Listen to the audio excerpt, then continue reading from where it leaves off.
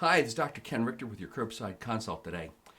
With each voting cycle, more and more states are developing programs for medicinal cannabis and its use in multiple medical problems. Now, I've been certifying patients for medical cannabis in the state of Pennsylvania for the last 8 years and have found that this form of therapy is one of the most effective treatments for multiple conditions.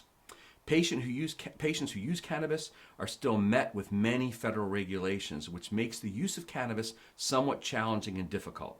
Now, one of the many considerations is how to travel outside of your state or outside of the United States with cannabis. Traveling with cannabis can be complicated, as it is still illegal under federal law in the United States, regardless of any state-level legislation. However, there are some guidelines you should be aware of if you're planning to travel with medical cannabis. Number one, check with your state laws. First, research the laws of the state you're departing from as well as the state you're traveling to. Some states have reciprocity agreements where they recognize out-of-state medical cannabis cards, while others may have stricter regulations or even consider possession of cannabis a criminal offense. Number two, TSA guidelines. The Transportation Security Administration, TSA, is primarily concerned with issues related to airport security, not your personal possessions.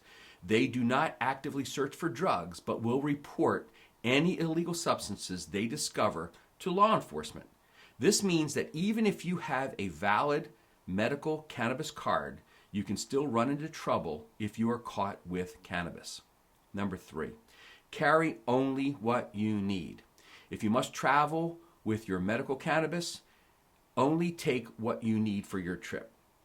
Keep it in its original labeled container from the dispensary, and make sure the label matches the name on your medical cannabis card. Number four, pack it securely. Put the cannabis in your carry-on luggage, not your checked baggage. Keep it sealed in a smell-proof container to minimize odors. Number five, be prepared for questions. If you are questioned by law enforcement or airport security, be honest about your medical condition and your cannabis use. Show them your medical cannabis card and prescription if you have one. Number six, consider alternatives. In many cases, it may be more convenient and less risky to just simply purchase your cannabis at your destination if you have a legitimate medical need. Remember that these guidelines may not guarantee that you won't run into trouble, as the legal landscape for cannabis is still evolving and enforcement practices can vary. It's important to be informed about the specific laws and regulations in both your departure and destination locations.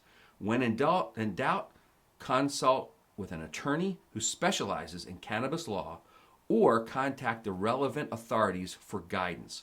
Always prioritize your safety and adhere to the laws of the places you are visiting. Hopefully, with federal legislation, this will change and it won't be much of a problem. For right now, just be aware. Thank you. This is Dr. Ken Richter with your Curbside Consult.